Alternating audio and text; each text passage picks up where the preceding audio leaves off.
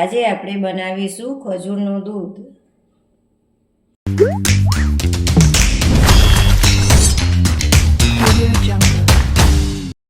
ચાલો દૂધ બનાવવા માટે આપણે 7 થી 8 આપણે ખજૂર લીધી છે।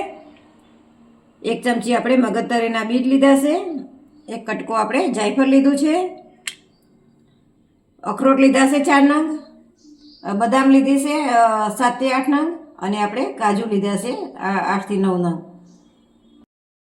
ચાલો હવે આપણે આ બધી વસ્તુ કટિંગ કરી લઈએ। આ આપણે આખું પણ આપણે પલાળી શકીએ છીએ, પણ થોડું કટિંગ કરેલું હોય તો પીસવામાં સહેલું પડે છે।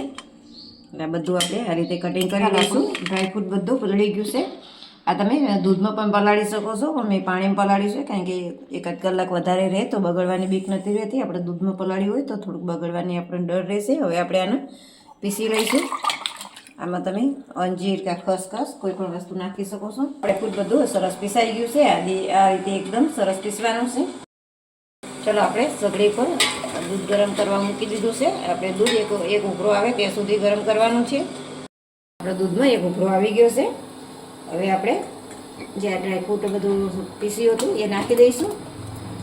એક ઉભરો આવ્યા પછી તમે આ પીસેલું ડ્રાયફ્રૂટ નાખો તો એમાં ફાટવાની ઓલી રહેતી નથી, અને જો તમે પહેલેથી નાખી અને પછી દૂધ ઉકાળશો તો દૂધ ફાટવાની થોડોક ડર રહેશે।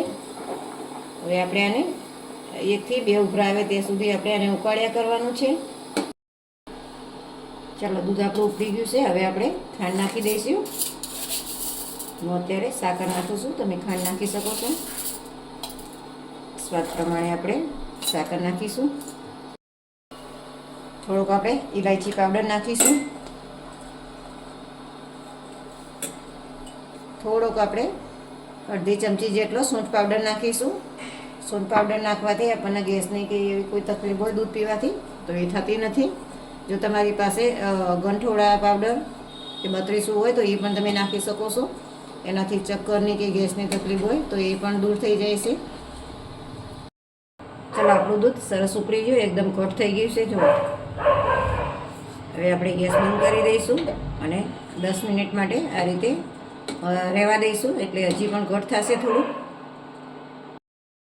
ચાલો આપણો ખજૂરનું દૂધ તૈયાર છે। તો તમને આ વિડીયો ગમ્યો હોય તો લાઈક કરો, શેર કરો અને સબસ્ક્રાઈબ કરવાનું ભૂલતા નહીં।